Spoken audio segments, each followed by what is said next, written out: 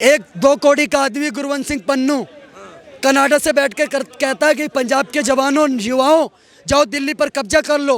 बेटा पन्नू, दिल्ली तुम्हारे बाप की है क्या? बाप की जागीर है क्या तुम्हारी दिल्ली? तुम्हारा जीजा ठोका गया ना अभी 2 महीने पहले, ऐसे तुम भी ठोके जाओगे। साहब, किसान रेंज रोवर से, मर्सिडीज से, जैगवार से चढ़े 20 लाख का ट्रैक्टर चला रहा है, 20 करोड़ का चलाए, 100 करोड़ का चलाए, हमें कोई गुरेज नहीं है। पर कर्जा वो माफ होना चाहिए जो उसकी फसल का बीमा हुआ था, जो उसकी फसल खराब हुई उसका कर्जा माफ होना चाहिए। आप रेंज रोवर, मर्सिडीज, फैंटम लेंगे उसका कर्जा माफ नहीं होगा। क्या नाम हुआ दोस्त आपका? अभिषेक ठाकुर। दिल्ली आना चाहते हैं किसान और कह रहे हैं मोदी जी आने नहीं दे रहे हैं, क्या कहोगे इस पे? सर, अगर किसान आना चाहते हैं तो उनका दिल्ली में नहीं, मेरे दिल में स्वागत है। इस देश के 140 करोड़ देशवासियों के साथ दिल में स्वागत करते हैं किसानों का, क्योंकि वो हमारे अन्नदाता हैं। लेकिन किसान के भेष में अगर उपद्रवी और आपराधिक मानसिकता रखने वाले लोग आना चाहते हैं तो उनका वहीं से बाय बाय, गुड बाय। आप पीछे जाइए, जहाँ से आए थे वहीं जाइए।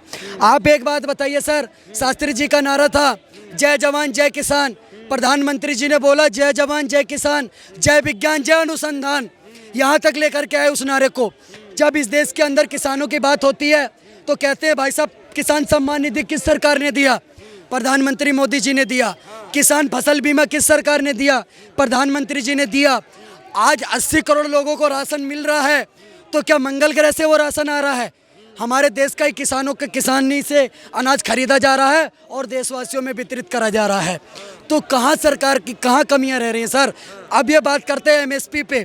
23 फसलों से ज़्यादा पर एमएसपी गवर्नमेंट ऑलरेडी दे रही है, जिसमें 7 है अनाज की, 5 दलहन की, 7 तिलहन की, कपास मक्के को अलग रख देते हैं। इन फसलों पर ऑलरेडी आपको एमएसपी मिल रहा है। अब मैं बात करता हूँ पंजाब की। पंजाब में धान की खेती पर 99% फसल एमएसपी पर धान की खरीदारी गवर्नमेंट ने करी है। 77% गेहूं की खरीदारी गवर्नमेंट ने एमएसपी पर केवल पंजाब में करी है। बाकी प्रदेशों में क्या किसान नहीं है साहब? मतलब आप कहना चाह रहे हैं कि 99% धान सिर्फ पंजाब से खरीदा जा रहा है और 77% सिर्फ पंजाब से। गेहूं और मैं आपको बता रहा हूँ चावल की एमएसपी में गेहूं और चावल की 99% धान सरकार ने खरीदा है। तथ्य के साथ बोल रहा हूँ आपको, आप इसको क्रॉस चेक भी कर सकते हैं। देश की जनता समझदार है, वो खुद देख लेगी, सर्च करके चेक कर लेगी। पंजाब की बात कर रहा हूँ मैं। उसके बाद आप बताइए, उत्तर प्रदेश पूरे गन्ने में, चीनी बनाने में सबसे अग्रणी राज्य कौन पूरे भारत में? उत्तर प्रदेश। भारत नहीं, विश्व में भी चीनी पहुँचाने का काम उत्तर प्रदेश कर रहा है, खासकर पश्चिमी उत्तर प्रदेश। उत्तर प्रदेश के 5 किसान बता दीजिए जो गन्ने की किसानी से परेशान होकर के आंदोलन में बैठे हुए हैं और चिल्ला रहे हैं योगी जी हमको न्याय दो, योगी तेरी खबर खुदेगी, 1900 इंदिरा गांधी जैसा हाल कर देंगे। आप बताइए, किसान की तो भाषा नहीं हो सकती। किसान अगर आएगा तो एमएसपी की बात करेगा। तो ये किसान, बड़े बड़े नेता क्या कह रहे हैं? मोदी का ग्राफ बढ़ गया है, उस ग्राफ को नीचे करना है। साहब, कौन सा ग्राफ नीचे करना चाहते हो आप? एक 2 करोड़ का आदमी गुरवंत सिंह पन्नू कनाडा से बैठ के कहता है कि पंजाब के जवानों युवाओं जाओ दिल्ली पर कब्जा कर लो। बेटा पन्नू, दिल्ली तुम्हारे बाप की है क्या? बाप की जागीर है क्या तुम्हारी दिल्ली? तुम्हारा जीजा ठोका गया ना अभी 2 महीने पहले, ऐसे तुम भी ठोके जाओगे। ये भारत विरोधी एजेंडा चलाना बंद कर दो। तुम्हारी औकात नहीं है इस देश के अंदर, भारत में, कनाडा में रहकर भारत विरोधी एजेंडा चलाना बंद कर दो। और कुछ पन्नू के, गुरवंत सिंह पन्नू के चाचा, मामे, दादे, खाले जो पंजाब में बैठे हुए हैं, वो भी आकर के उसके यहाँ पर हमारे जवानों पर पत्थरबाजी कर रहे हैं, पेट्रोल बम चला रहे हैं। साहब, आप तो पढ़े लिखे पत्रकार हो, लोकतंत्र के चौथा स्तंभ हो। एनआई के पत्रकार को इतना मारा, सर फाड़ दिया। जब तक वो पत्रकार ये नहीं बोल रहा मैं बीबीसी का पत्रकार हूँ, तब तक उसको मारते रहे। साहब, इस देश का किसान कभी भी इस देश के जवान को ट्रैक्टर ट्रॉली के नीचे नहीं कुचलेगा। वो वीडियो मैंने देखी, मुझे बहुत दुख हुआ। किसान के भेष में जो ये आपराधिक प्रवृत्ति के, आपराधिक मानसिकता के लोग आए हैं, इनसे मैं कहता हूँ सरकार को सख्ती से निपटना चाहिए। अगर किसान आए तो उनका दिल से स्वागत करो, और किसान के भेष में उपद्रवी आए तो उनका डंडे से स्वागत करो। क्योंकि अगर भाई साहब, अगर दानव प्रवृत्ति का व्यक्ति आराम से समझ जाता तो बांसुरी बजाने वाले को चक्कर नहीं उठाना पड़ता। इस बात को आपको समझना पड़ेगा सर। जो जिस भाषा में समझे उसको उस भाषा में समझाइए।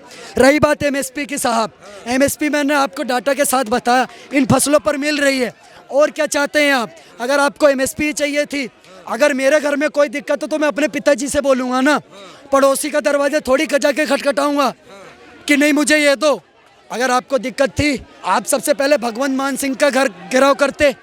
आपको लिखित में दिया गया था, आप उनसे बात करते 28 रुपये MSP बढ़ाएं। नाराजगी मेरी अपने पापा से है और मैं परेशान पूरे आस पड़ोस को करूं।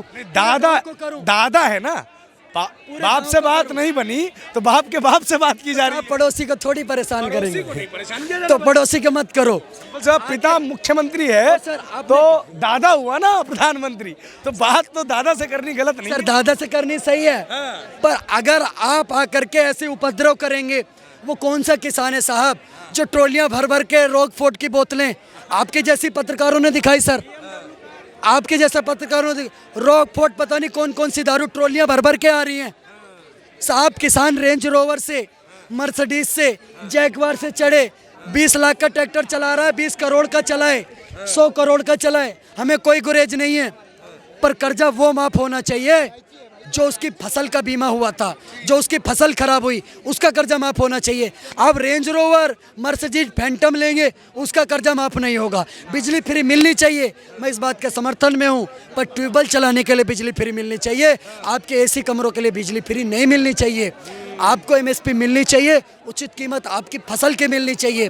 आपको ऐशबाजी करने के लिए उचित कीमत नहीं मिलनी चाहिए। नहीं तो आज ये किसान है, कल को आप जैसे पत्रकार जो अपनी जान जोखिम में डाल करके ग्राउंड रिपोर्टिंग करते हैं ऐसी पत्थरबाजी में, कश्मीर की घटनाओं में, पश्चिम बंगाल की घटनाओं में, आप भी कहेंगे हमें भी वो दो, मुआवजा दो, हमें भी पेंशन दो, हमारे परिवार को भी नौकरी दो। कल को साइंटिस्ट कहेंगे हम तो चंद्रयान लॉन्च कर रहे हैं, हमें क्या मिल रहा है, सिर्फ सैलरी, हमें भी कुछ दो। तो भाई साहब इकोनॉमिक्स का नियम है डिमांड और सप्लाई का, उससे देश को चलने दीजिए। आप देश के अंदर ये भीख वाली पॉलिसी मत फैलाइए।